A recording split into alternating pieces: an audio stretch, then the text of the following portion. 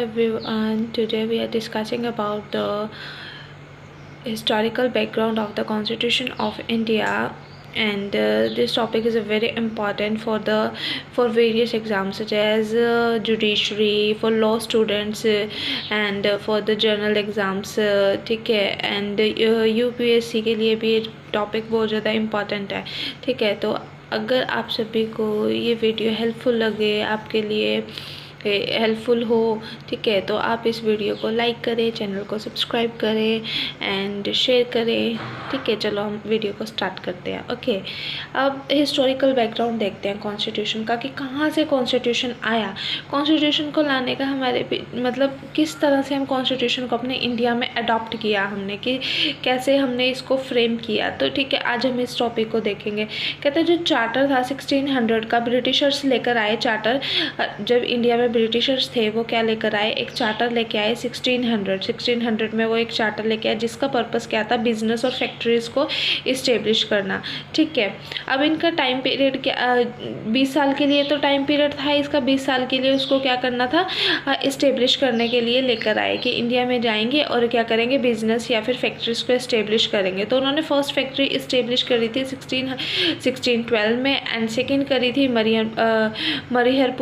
हरिहरपुरम में 1639 को, and the third one Masulipatnam में करी उन्होंने 1690 में, ठीक है। अपनी 3 फैक्ट्रीज उन्होंने इस्टेब्लिश कर ली, ठीक है। अब फैक्ट्री इस्टेब्लिश करने के बाद उनका क्या वर्क था, वो सोच रहे थे ब्रिटिशर्स की हमने फैक्ट्री तो इस्टेब्लिश कर ली है, अब हम क्या चाहते हैं कि हम इंडिया की जो है मतलब गवर्नमेंट को, इंडिया की जुडिशरी को, लॉ एंड ऑर्डर को अपने हाथ में लेना। तो उन्होंने क्या करा, फर्स्ट टाइम क्या करा, लॉ एंड ऑर्डर को, जुडिशरी को अपने हाथ में लेकर आना चाहते थे, इसलिए उन्होंने क्या करा, मेयर्स कोर्ट इस्टेब्लिश करे कि कब 1726 में। देन अब उन्होंने ये तो कर दी। अब उनका नेक्स्ट वो था कि अब हमारे पास जुडिशरी आ गई, मीन्स लॉ आ गया हमारे हाथ में। फैक्ट्रीज उन्होंने इस्टेब्लिश कर ली, मीन्स वहाँ की जो मोनेटाइजेशन वाला जो भी एरिया था वो उनके हाथ में आ गया, ठीक है। फैक्ट्रीज इस्टेब्लिश करी, उसके अंदर वर्क देने लगे वो इंडियंस को, ये चीज़ तो उनके हाथ में आ गया। अब उनको लॉ चाहिए था तो उन्होंने मेयर कोर्ट्स इस्टेब्लिश कर दिए।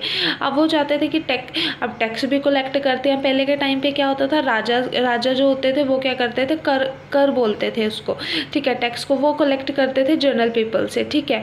अब वो सोच रहे थे जो ब्रिटिशर्स की ये पावर भी हमारे पास आ जाए, तो उन्होंने क्या कर दिया, दीवानी राइट्स को इस्टेब्लिश किया, जिसके अंदर उनके पास क्या आ गई, टैक्स कलेक्ट करने की पावर आ गई 1765 के बाद, ठीक है। 1765 के बाद अब उनके पास टैक्स करने की पावर भी आ गई, ठीक है। वो वर्क भी कर रहे थे, मेयर कोर्ट भी इस्टेब्लिश कर दिया।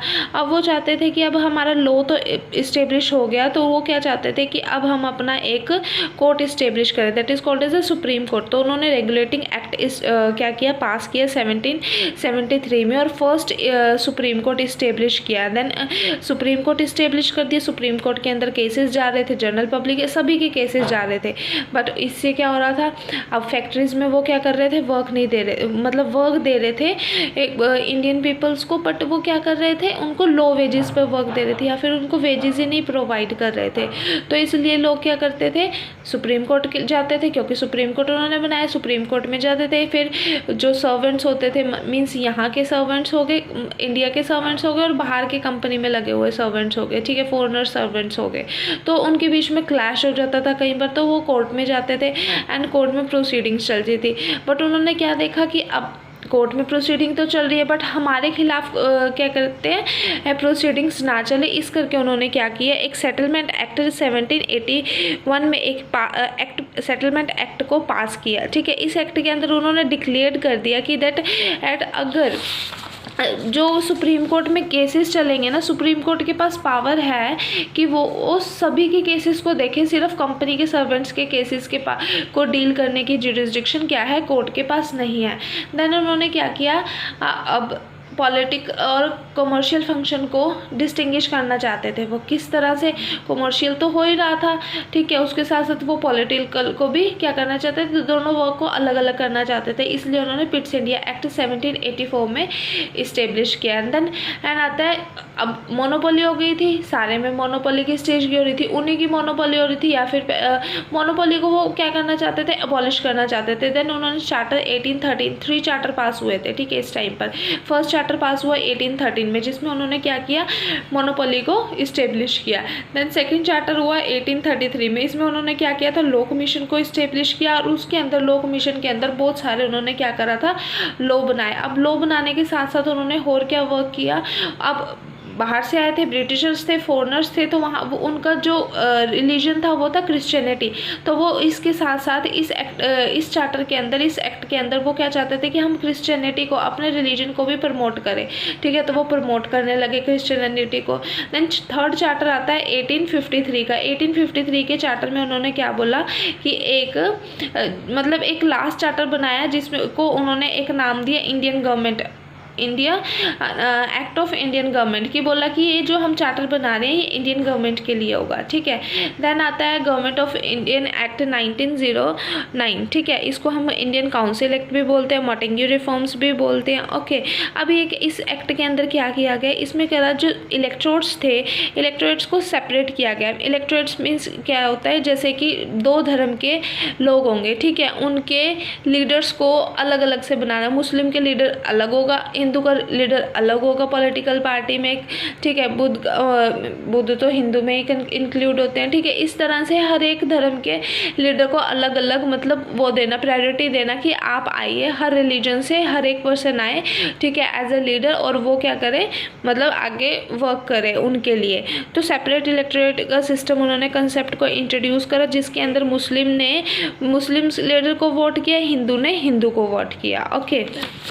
देन आता है इंडियन, इसके अंदर क्या हो गए थे, अब इंडियंस क्या हो गए थे, अब इन्होंने इंडियन गवर्नमेंट एक्ट तो इस्टेब्लिश कर दिया, इलेक्टोरेट सिस्टम आ गया, मीन्स इंडियन को क्या मिली, पावर मिली कि वो क्या हो सकते हैं, पार्लियामेंट में, मीन्स कहीं पर भी लेजिस्लेटिव फंक्शन में वो क्या हो सकते हैं, एनरोल हो सकते हैं, वहाँ पर वर्क कर सकते हैं, ठीक है। उन्होंने क्या कर दिया, डिवाइड एंड रूल पॉलिसी को भी इस्टेब्लिश किया। देन आता है गवर्नमेंट ऑफ इंडियन एक्ट 1919, ये हमारे लिए बहुत इंपॉर्टेंट एक्ट है, ठीक है। इसके अंदर उन्होंने क्या किया था, बाइकैमरल लेजिस्लेशन को इंट्रोड्यूस किया था। बाइकैमरल लेजिस्लेशन का मीन्स होता है दो हाउस बनाए उन्होंने, एक बनाया अपर हाउस, एक बनाया लोअर हाउस। जैसे कि बाइकैमरल लेजिस्लेशन आप बोल सकते हैं कि राज्यसभा लोकसभा, ठीक है, तो दो हाउस बनाया। देन आता है गवर्नमेंट ऑफ इंडियन एक्ट 1935, जिसमें उन्होंने फेडरेशन का कंसेप्ट इंट्रोड्यूस किया था एंड डायआर्की को क्या कर दिया, अबॉलिश कर दिया।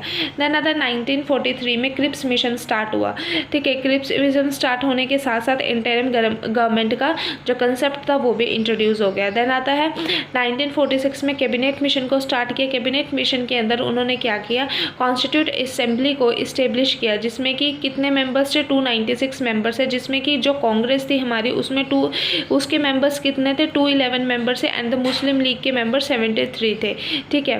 और फर्स्ट टाइम कॉन्स्टिट्यूशन जो बना था उसको बनने में कितना टाइम लगा, 2 साल 11 महीने 18 दिन का टाइम लगा कॉन्स्टिट्यूशन को बनने में। और कितना एक्सपेंस लगा था, 64 लाख एक्सपेंस लगा कॉन्स्टिट्यूशन को हमारे बनाने के लिए, ओके। अब अगर क्वेश्चन आए कि कितना टाइम पीरियड था, तो हमने लिखना है time period 2 years 11 month and 18 days, and expenses कितने लगे, 64 लाख बने।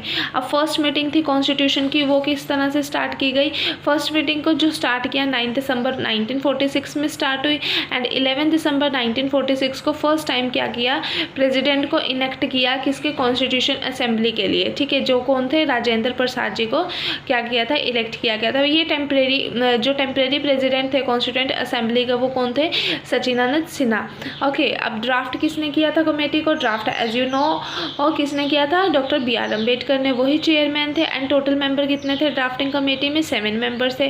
फर्स्ट मीटिंग कब हुई थी, 29 अगस्त 1947 को, एंड इनेक्ट कब किया गया था, 26 नवंबर 1949 को। अब इसके अंदर कहते हैं उस टाइम पर जो उनसे आर्टिकल थे, इन कौन कौन से आर्टिकल्स को इनेक्ट किया गया था, 26 नवंबर 1949 को, ठीक है। ये वाले आर्टिकल्स लिखे, आप इनको नोट डाउन कर लीजिएगा, ठीक है। इन आर्टिकल्स को 26 नवंबर 1949 को ही इनेक्ट किया गया था, ओके। अब कमेंस कब हुआ था कॉन्स्टिट्यूशन हमारा, as you all know that 26 जन 1950 को हमारा जो कॉन्स्टिट्यूशन था वो क्या हो गया था, अपने फोर्स में आ गया था, ठीक है। अब ये हमारा टॉपिक ही हो गया, इसमें हमने हिस्ट्री को कवर किया, ठीक है। आपको अगर वीडियो अच्छी लगे तो लाइक करना, शेयर करना, सब्सक्राइब करना। Thank you.